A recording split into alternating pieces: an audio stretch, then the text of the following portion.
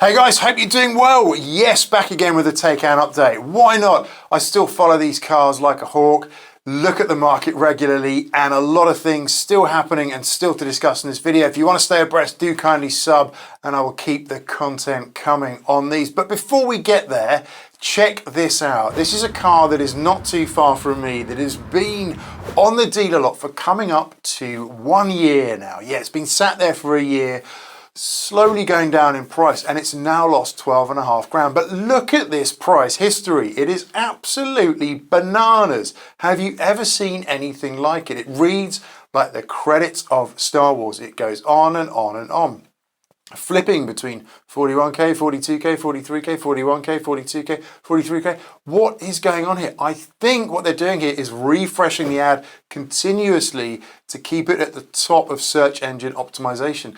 That's a theory I have. Any ideas? Anyone actually work in the industry that can tell me what is going on here? But I think it's keeping the ad refreshed, keeping it at the top, but unfortunately it is still not sold. And yes, there is still a lot of second-hand Taycans out there waiting for new owners to come along and adopt them. So if you're interested and you want one of these cars, do kindly consider a poor, unloved, used Taycan that might be out there on the lots. But what else has been happening in Taycan land right now? Well, one other thing I wanted to note here is the hallowed Taycan GT. There is not a single one of those out there for sale on Auto Trader, which means they all found homes. And don't forget, when we saw those advertised, all of the slots that people went out, limited edition car, all of those slots that people went out to grab weren't people going out to grab them, because we had car availability. It was actually quite easy to get your hands on them, unlike some of the other GT2 RSs that sell out years in advance to specific people who do not let go of those. The Taycan Turbo GT definitely needed a bit more of a push, and we saw discounts on those, right? But they all now have found homes, and I would love to see what they come back as when they next come around as used cars. How much have they depreciated by? But I'm sure they're providing a lot of smiles to those owners with those cars, because they do represent a lot of fun. And also, we've seen on the Nürburgring, the new version of the GT, Porsche having to make another GT to compete with the likes of that Xiaomi SU7 Ultra that has come along and taken the Nürburgring crown. And Porsche, if you're listening and your new Taycan doesn't have 3 motors, please stop making it now, because it probably won't beat that Xiaomi. Yes, you're going to need 3 motors. You cannot get away with just 2 motors. Indeed, the super duper mega hypercars like the Yang Wang, Wing Yang, whatever one it is, the Yang Wang, I think. 4 motors, 1 for each wheel. The Rimac Nevera, 4 motors, 1 for each wheel. That is kind of what you need to do here to beat. So if it hasn't got 3 motors, please do kindly give up now. But I think that is going to prove to be an awesome car, but probably pushing about 250 grand and not representing very good value at all. So I wanted to dig into how finance was looking for these cars, and I think it is looking a bit better. I want to say that. We'll go into some details in a sec. Just before I get to that point as well, another really important topic to note here is the whole shift of Porsche back to combustionism. They had this huge push to EV, and all of these petrol heads just kind of said, you know what, we don't want this, right? And Porsche saying, well, maybe we'd better get on board and remake combustion versions of our cars. Talking specifically about the 718. We were supposed to see a new, I think it was a 983 battery EV version of that Cayman, and most people were just like, the Cayman Boxster platform, you know what? Not interested in an electric version. I want the petrol version. Petrol versions, the values of those still really solid. They've come down a bit, but on the whole, still massively solid and definitely represent a good buy from a used perspective. But that 718 platform was discontinued, and it wasn't discontinued because of lack of combustion engine.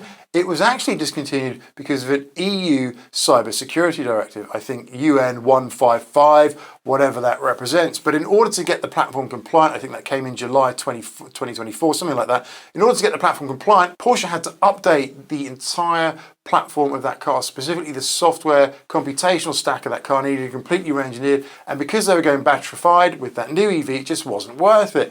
But now they said, you know what? because no one wants them, it probably is worth it.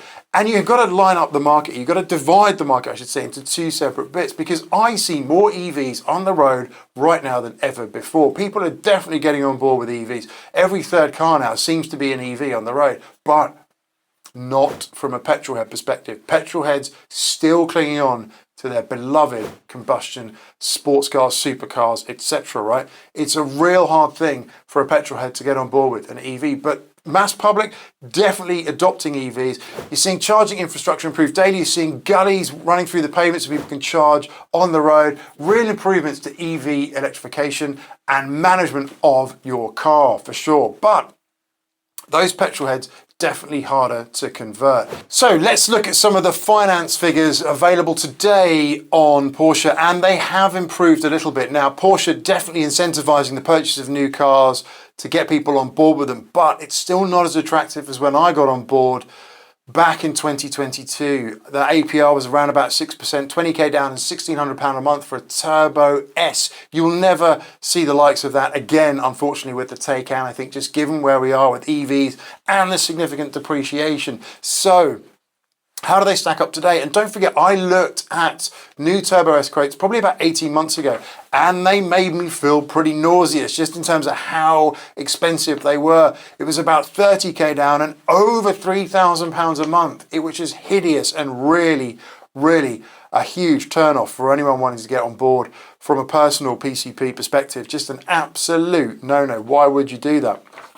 But it has improved a little bit, but not enough, I think, not enough. And the figures I've got here on paper, let's run through these because it is quite eye-opening just in terms of how the landscape has changed and also the variances between the different models and, more importantly, how those different models depreciate. Funny enough, I follow some of the groups on Facebook, and there was one guy there who was having a bad experience with his depreciation, and he was saying that Porsche should be held accountable for the depreciation of the Taycans. Porsche are not responsible for the situation that occurs in the market. They're responsible for making cars and selling them. If those cars depreciate in the market, it really isn't Porsche's fault. But this guy was pretty livid, pretty adamant that Porsche should be held accountable.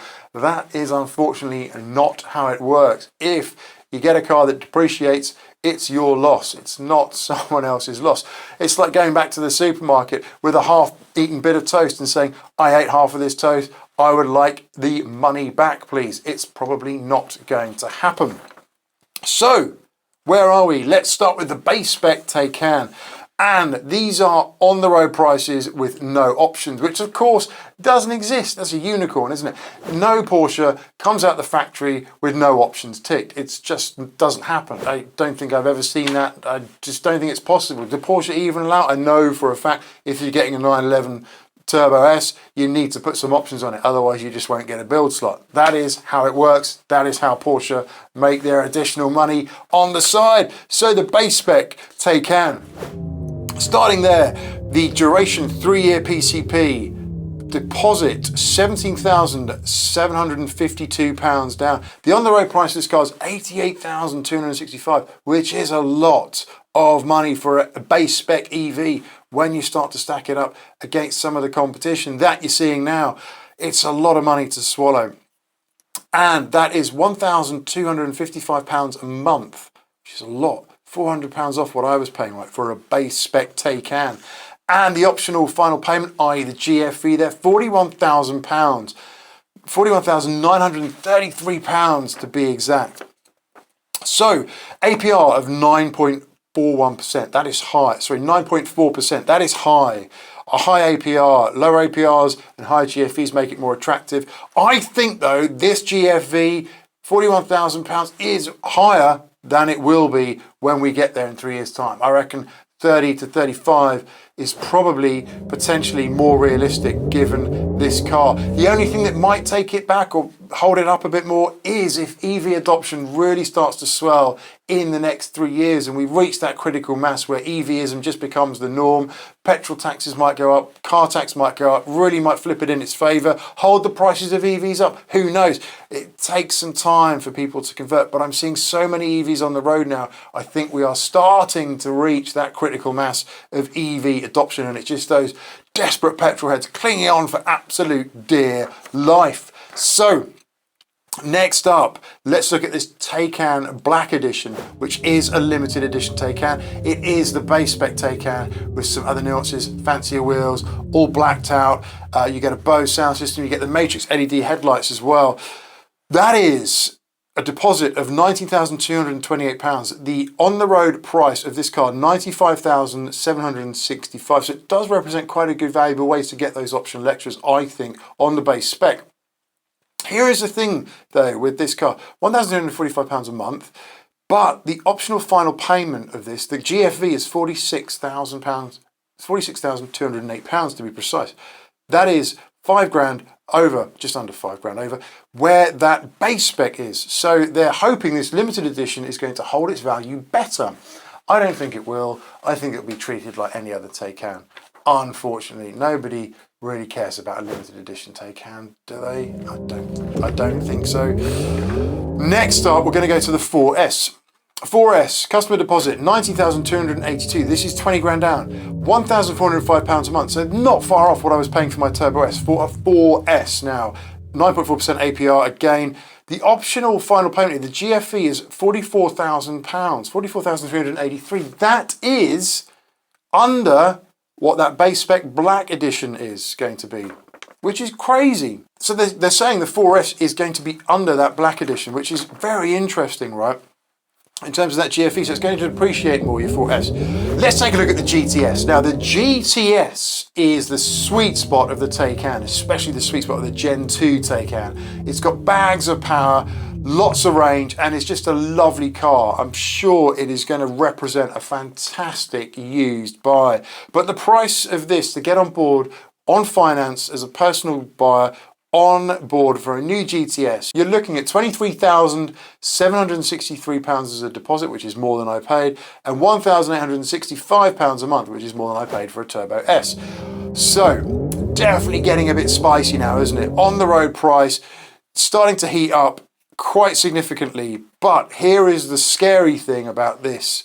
The GFV, £48,000. Not far off your base and your 4S. At all, right? Not far off. And no Taycan GTS is going to be sold for £118,000 because it's going to see about 10K's worth of options. So £128,000 to £130,000, probably a bit more realistic with that car, I would say. Getting spicier still. Let's take a look at the Turbo now, which is definitely getting very spicy indeed, but it's an awesome piece of kit for sure. The deposit, £27,142. On the road price, £135,265. No way it's going to be about £140,000, I think, with the options, or maybe not far off, but it's not going to be that. The monthly's £2,270. That's a lot to swallow. It's a good old mortgage payment, that, right? A significant chunk of change in the direction of Porsche to be on board with this car. Now, here is where it gets a bit scary. Optional final payment, the GFE, £50,000. £50,418. That is a tanker, right? Absolutely dumped in value. So we've only got about about £8,000 variance between the GFE of a base Taycan and a turbo Taycan. £8,000 when the price variant, the on-the-road price variance is 88 there, 135 there. So we're looking at about pushing 50k price variance different with the base to that Turbo S, so 50k more, but pretty much the same GFV, right? So the more expensive Taycans have much, much further to fall. You've seen that previously, you're seeing it again now, it will not change. So in my eyes, the base spec Taycan is probably not the one to buy used. Get yourself a Turbo or a GTS, something that is depreciated more bang for buck, more mod cons, more horsepower, just better value as a used buy because they've depreciated more, they've taken a bigger hit, they fall further. The higher they are, the harder they fall, right? And that is exactly what we're seeing with these cars. So definitely, if you're thinking about getting out there and getting a used Taycan, giving it home to a used Taycan, don't buy new. I can't recommend buying new personally at all at the moment. Do not get, if you're a personal buyer, a PCP.